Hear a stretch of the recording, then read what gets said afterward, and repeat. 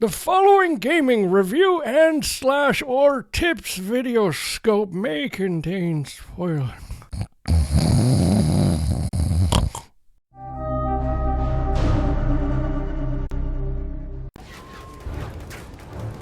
Hail, good viewers and listeners in, and welcome to Battlefield 1, a completely authentic recreation of the Great War, featuring historically accurate things like riding a horse making you immune to gunfire, using your X-ray vision to see through things, and holding a flamethrower making you completely invincible. I can confirm Battlefield 1's authenticity because I was there. At least I think I was. I've been in so many wars, it's hard to keep them straight after a while.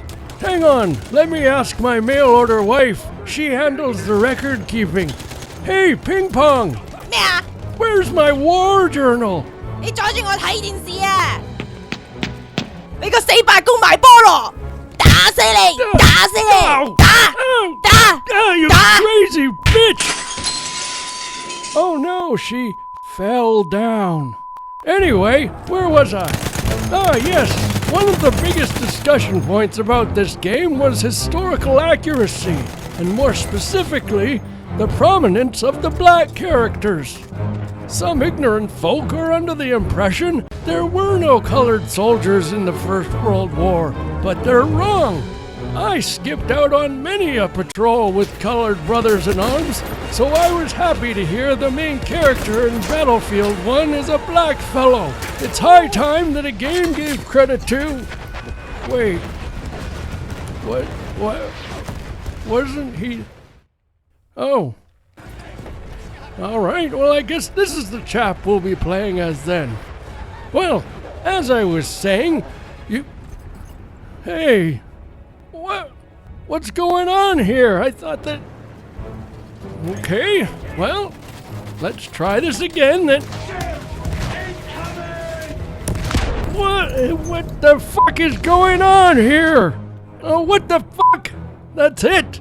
You put a black guy on the cover and his campaign lasts all of 5 minutes? False advertising! Death is a running theme in Battlefield 1, so you'd better not get too attached to anyone.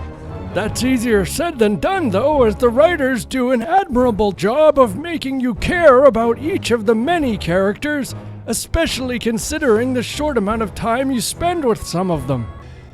Are you just gonna stand there? Well, McManus is a bit of an asshole, but even he turns out alright in the end. My personal favorite was the pilot in the Air Force portion of the story. He's my kind of guy, and subscribes to my mantra. If it flies, floats, or fucks, it's cheaper to rent it. Or in his case, steal it. You even play as a woman in one of the campaigns. Now I know what you're all thinking, but no, it doesn't take place in a kitchen. Thank you, I'll be here all week. At one point, she even... Oh my god, what the fuck is on your face? I don't get young people these days with the face tattoos. Don't you think you should get it somewhere a little less conspicuous? In case you one day maybe, I don't know, want to get a job? The campaign missions present a nice mix between action and stealth, though you're never really forced to sneak around if you'd prefer to take the direct approach. Speaking of tanks, back in World War I, they were about as reliable as a 76 Plymouth Grand Fury. That's accurately represented in the campaign, but curiously left out of multiplayer. It would have been an interesting dynamic to have a tank randomly malfunction after reaching a certain score and need to be fully repaired, which would really help when you get some asshole on a 50 kill streak. Fuck you! The multiplayer boards seem a little too open at first, but I didn't find myself getting sniped an excessive amount. There isn't much in the way of traditional cover, but the large craters left by mortar shells create an interestingly different way to move around without being completely exposed. The new Operations mode gives some weight to your battles as you advance across multiple maps toward the enemy's final stronghold. There are also some history lessons thrown in which are a nice touch and make it feel like there's actually a point to your fighting. In about 8 hours of multiplayer time, I didn't experience any significant lag or inconsistencies with the hit detection, which is more than I can say for some other online shooters. Call of Duty! The spawn points can be pretty bad at times, but it's not frequent enough to be a huge problem. So what are the problems then, you ask? Well, let's move on to every old person's favorite thing. Complaining! Done everything right. Everything. Yeah, everything except pronounce everything correctly. Some of the lighting and smoke effects make it excessively difficult to see, especially if you have cataracts. What the hell is going on here? The spotting system is also inconsistent. Normally it works great, but other times it won't work even from fairly close range, especially in multiplayer. Come on, spot! Spot! We are losing. Oh, it's a tree stump. Speaking of spotting, the way it outlines the enemies in the campaign makes it too easy to sneak around. In contrast, not spotting anyone makes it too difficult to avoid detection. An easy remedy for this would have been to just use a dot or arrow over their head like in multiplayer.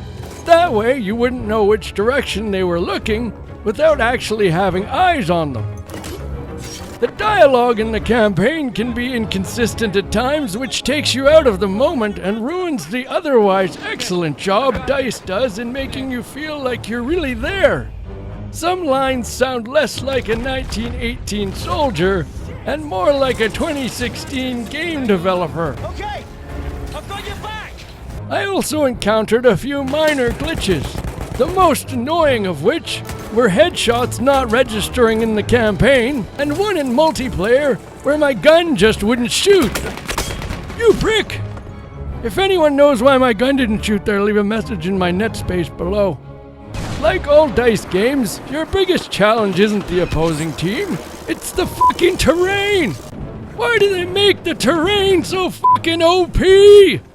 You're a soldier! Surely you can lift your foot 8 fucking inches off the ground to step over a rock! Oh god, I'm never gonna make it up there! That's like 2 feet high! What? I don't believe it! I made it!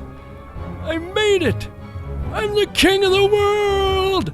I'm the king of the world! In reality though, these are all fairly minor issues. And while it would be easy to nitpick on the fact that some things seem out of place with a game that's so firmly aimed at being historically accurate, at the end of the day, it's just that, a game. And the objective of any game is to be fun. Had they stuck too close to one of the most horrific and hellish events in human history, fun would not have been the end result. So sacrifices had to be made, and for the most part, they're worth it. In summation, Battlefield does a remarkable job of portraying a horrific war which will truly make you reflect on how lucky we are to live in this day and age, while still being a fun game that you actually want to experience. Overall, I enjoyed the time I spent with Battlefield 1, and not just for nostalgia. I would recommend it to anyone seeking a multiplayer or story-driven shooter. I give it a 6 out of 7. Come back in 2 weeks when I'll be shitting all over the latest Call of Duty. I don't remember so many soldiers wearing capes though. They must be from one of the rich countries, like Canada.